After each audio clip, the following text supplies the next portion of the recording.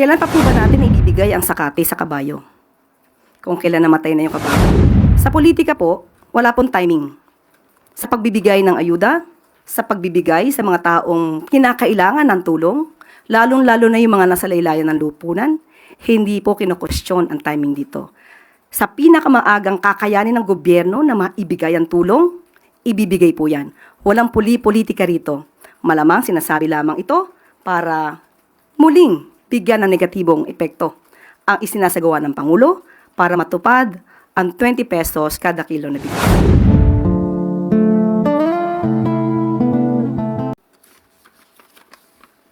Good morning. The President recently signed the EO allowing the digital nomad visa. So, with the country welcoming more tourists for longer periods of time, is the palace worried that it'll drive up the local cost of living among these tourist destinations? How are you preparing for this? Definitely, if we will have more tourists, we will definitely have more income.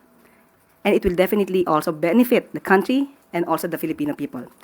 At ngayon ay isinasagawa po ang guidelines para po maisapatupad po itong digital nomad visa. At siguro po meron na rin po kayong kopya ng Executive Order number 86 para po makita po ninyo kung ano po yung mga guidelines na nakalagay po dyan. One quick follow-up. But during the height of the POGOs in the country, we saw how the income of foreign nationals drove up the rise of condo units. So are we considering that since the digital nomads are allowed to stay longer, it might drive up the cost of realty property? We will be having monitoring, unlike with the POGOs before. We will be securing definitely the processes regarding this. There will always be security features in order to protect our country from any scammers or any violations of the law. Follow-up question, Ira Panganiban, DZRJ.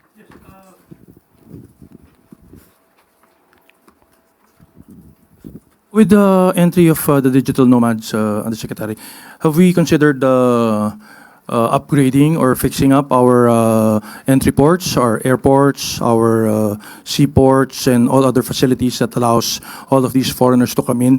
Right now, there's been numerous complaints about these facilities. Definitely that will be included. Questions related to that topic? Sam Medenilla, Business Mirror. Good morning, ma'am. Do we have an estimate how much the new policy will contribute to the economy? As of the moment, we still have the guidelines. We will just check on the figures on that. We will just give you the updates. Thank you very much. Moving on, Eden Santos, Net 25.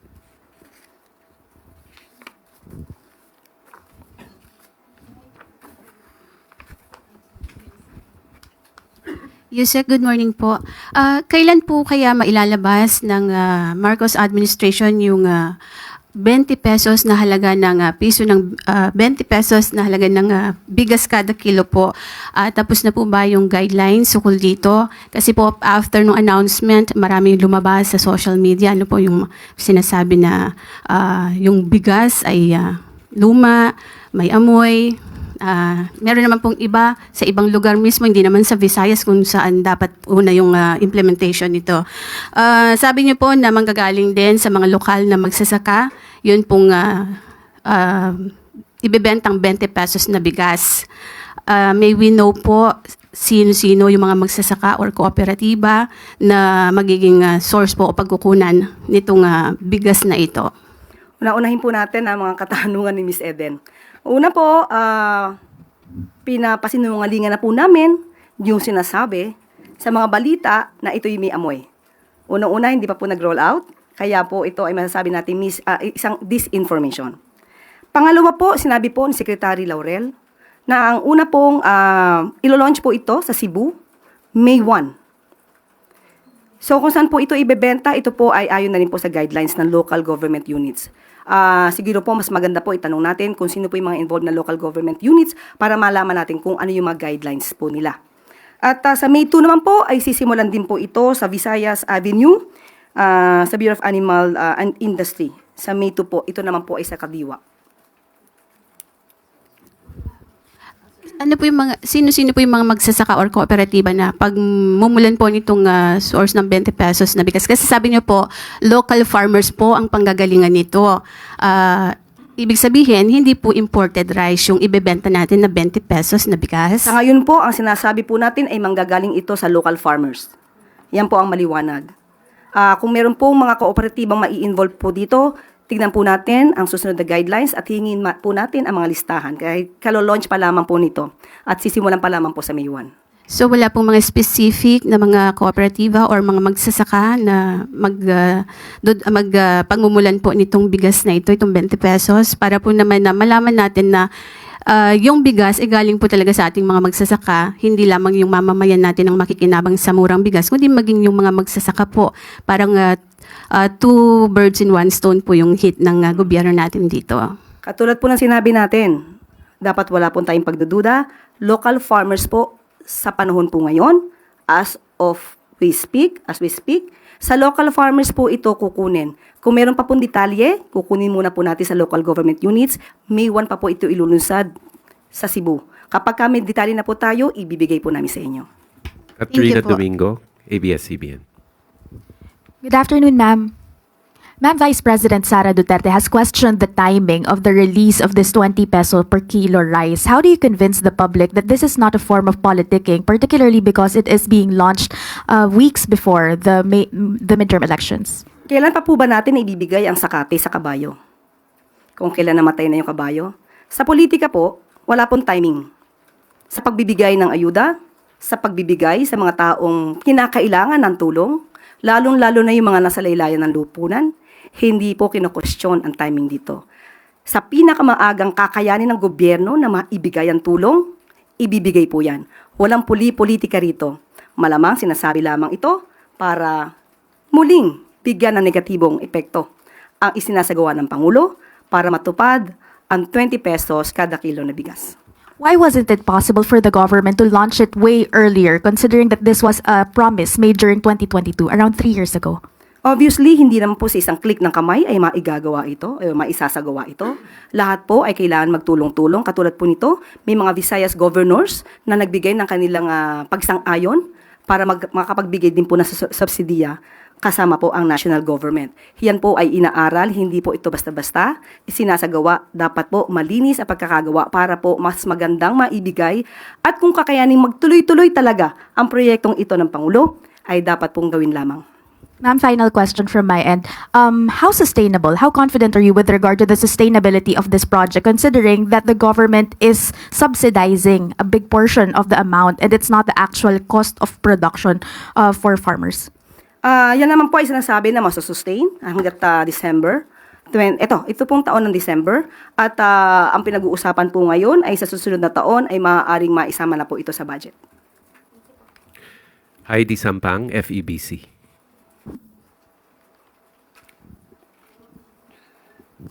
Good morning, Yusek. Ayon po sa Stratbase SWS survey, sa ika-4 na sunod na buwan po ay muling tumaas ang bilang po ng mga pamilyang Pilipino na nagsabi pong sila ay mahirap. Nagtala po ito sa 55% noong April, katumbas po iyan ng 15.5 million kumpara po sa 14.4 million noong March. Ano po ang take dito ng palasyo at kung masasabi pa rin po ba natin na natutugunan po ng mga anti-poverty programs ng administrasyon ang sitwasyon po ng ating mga kababayan? Lahat po naman ng lehitimong survey ay kinikilala at kinukonsidera ng pamahalaang Marcos. At aking lamang pong i-quote ang sinabi po ni Secretary Balisacan. We understand that poverty incidence can be dynamic. In particular, self-rated poverty surveys are sensitive to inflation, particularly the price level of commodities commonly consumed, say food, transportation, etc., prevailing at the time of the survey versus what it was in the recent past.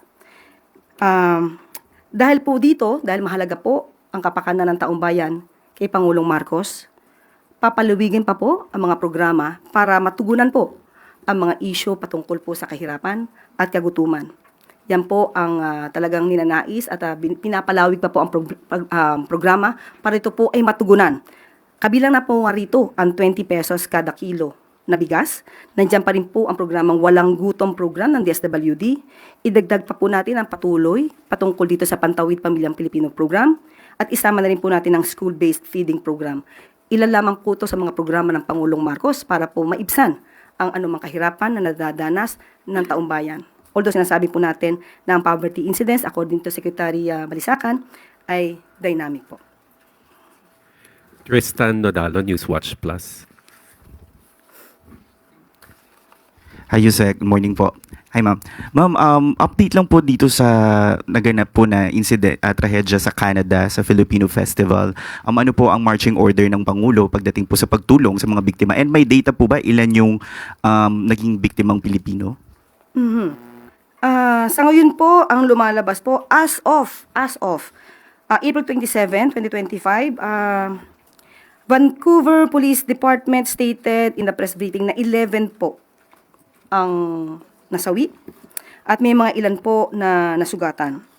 Ang pinakabata po daw na nabiktima ay 5 taon at ang pinaka may edad ay 65 years old. At ang suspect po na si Mr. Kai Jim Adam Lo, 30 years old, ay na-identify na po at ngayon ay humaharap sa murder charges in connection with this the deaths at the Lapu-Lapu Festival. At ang Philippine Consulate, the General po in Vancouver ay nagpadala na po, nag-issue na po ng maagarang advisory. Pinapaalam po ang mga hotlines, kung makikita po sa ating monitor. Nagbigay po ng hotlines para po sa mga biktima po, yung pamilya po ng mga biktima ay maaari po agad maka-connect or maka-contact po sa ating Philippine Consulate General. At ang consulate po natin ay nakapag-establish na rin po ng kanilang komunikasyon sa ilang mga biktima na nasugatan. At nakikipag-coordinate pa rin po ang Philippine Consulate General with the Vancouver Police Department regarding sa mga information pa po ng iba pong biktima at sa mga updates po ng pag-iimbestiga.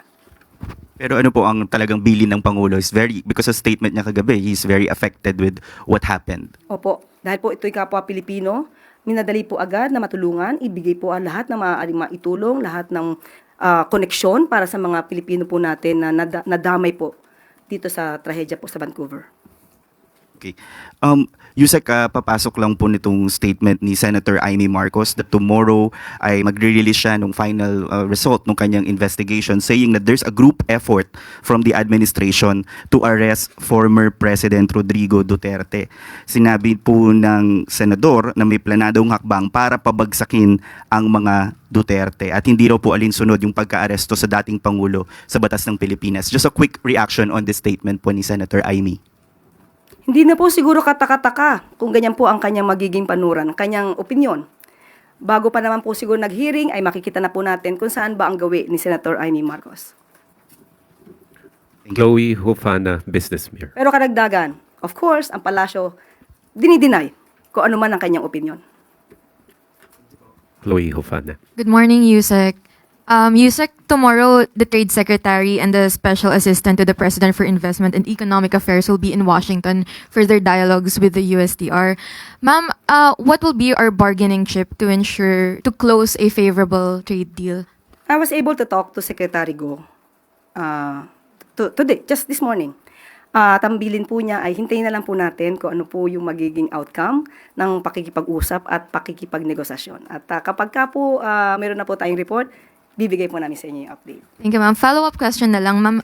Are we optimistic to close a favorable trade deal? And ano po yung goal natin na reciprocal tariff since gusto po ni Trade Secretary ibaba yung 17%? Of course, mas gusto natin maging optimistic. Hindi tayo dapat maging pessimistic katulad ng iba. Tingnan na lang po muli natin at kung ano po yung magiging maganda para sa Pilipinas at of course, sa relasyon natin with the US, yun po yung aasamin natin. Ann Soberano, Bombo Radio. Yusek, good morning. Nitong weekend, ma'am, nakita po kasi sa funeral ni Pope Francis na nagkaroon ng maiksing pag-uusap si Pangulong Marcos and US President Donald Trump. Pwede po bang ma-share sa amin kung ano po yung napag-usapan nilang dalawa sa maikling pag-uusap? Thank you. Kung kayo po ay nakita niyo po na sila ay saglit na nagkausap at nagkabatian, mapapakita po natin na yung mga sinabing inisnab ang Pangulo ay napaka fake news. Sa ngayon po ay hindi pa po natin nakakausap ang Pangulo tungkol sa kanilang napag-usapan. Kapag ka po maaari pong i-share ang kanilang pag-usapan, ibibigay po namin agad sa inyo. Thank you, ma'am. Follow-up, Maricel Halili, TV5. Magandang umaga po. Yusek, aside doon sa pagdalo sa paglilibing kay Santo Papa, meron pa po bang ibang mga activities na ginawa si PBBM and FL sa Vatican? Sa ngayon po, wala po akong pinakadetalye kung ano pa po ang lakad nila, activities. Most probably, personal na lang po yan. Pero kung meron po na official function or official activity na maaari po namin i-share, ibibigay po namin agad sa inyo. And aside from US President Donald Trump, nagkaroon din po ba ng chance si Presidente to talk with other heads of state? Aalamin po natin maya-maya po sa kanya. Thank you, Yusek. Yes, thank you. Left Narciso, DZRH.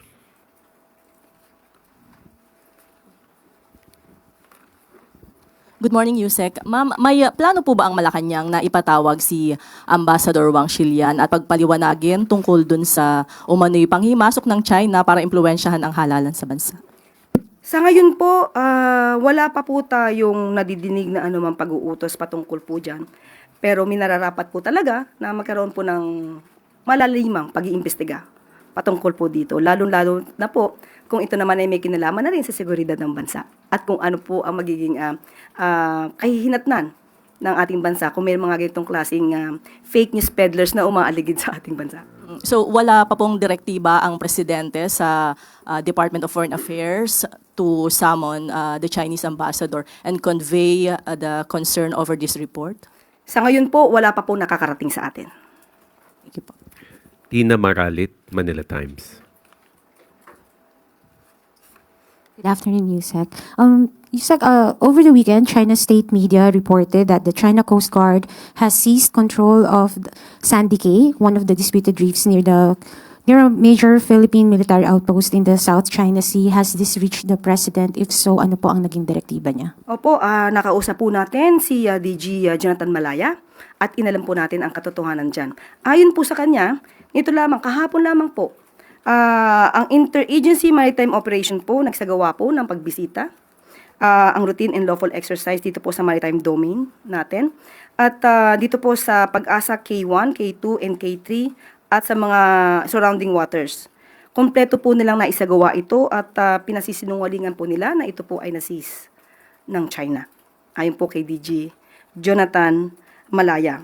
At asahan po natin ang wala pong alinlangang dedikasyon ng Pangulong Marcos na ipaglaban ang ating karapatan sa ating teritoryo, sa ating maritime rights, lalo-lalo na po dito sa West Philippine Sea.